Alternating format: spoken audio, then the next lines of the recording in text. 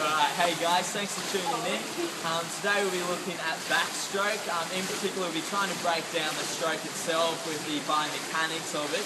And we'll be looking at the technique and in ways in which we can be improving the technique. So we have Holly today in the pool, and we'll get her to have a swim first, and we'll try and break down her stroke a bit and have a look at it more in depth. So Holly.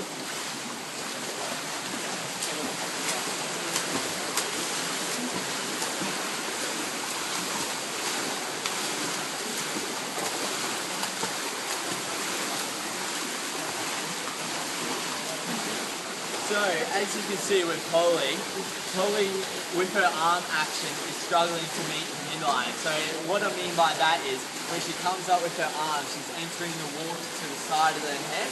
We need her to be entering the water at the back of the head, creating a perfect midline, which is a more efficient swimming stroke. As she's entering the side, she tends to be slapping the water, which is creating a bit of drag and is an inefficient stroke for her.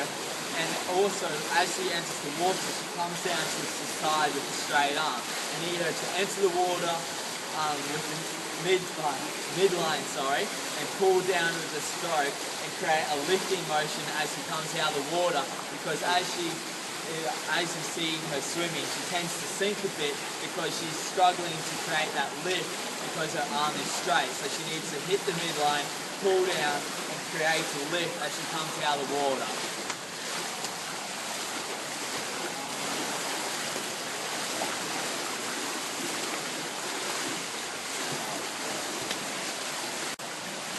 Hey guys, alright, so we've already seen Holly swim and we've already talked about some of the issues with her stroke that we need to fix up. So the first activity is a catch-up activity. We're going to have Holly swimming backstroke by performing the catch-up activity where she puts the hand back behind the head in a streamlined position and she wants to slap the hand with the opposite hand and wait and pull and keep doing this in this streamlined position. And what this is encouraging is making Holly focus on the midline, reaching the midline and creating a long stroke for her. So we're going to have Holly quickly demonstrate it for us.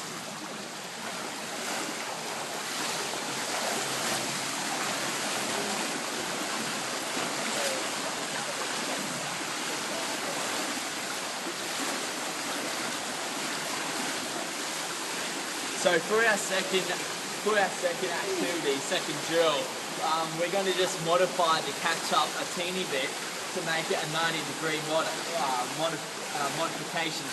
So what that entitles is when Holly is swimming, she's going to come up with her arm, come up with her other arm and slap it and continue on with the stroke,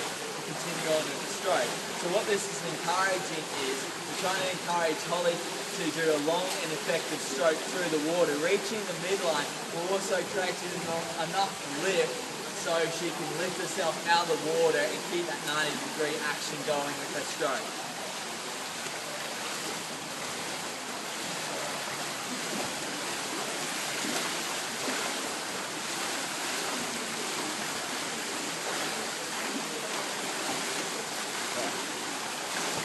And for our final activity, final drill, we're going to have the spinning drill, which is Holly's going to now put all that what she just practiced into a backstroke.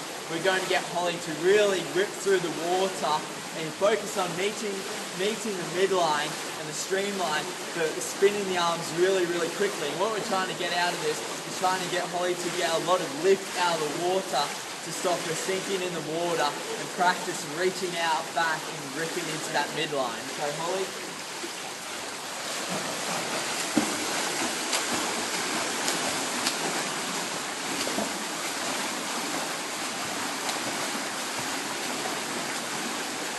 So what we have gone through today is we've gone through the catch-up drill, the 90-degree catch-up drill, and the spinning drill. So all those drills are focused on meeting the midline and the streamline, or practicing getting those hands above the head and meeting in that midline, and also creating lift to propel yourself out of the water.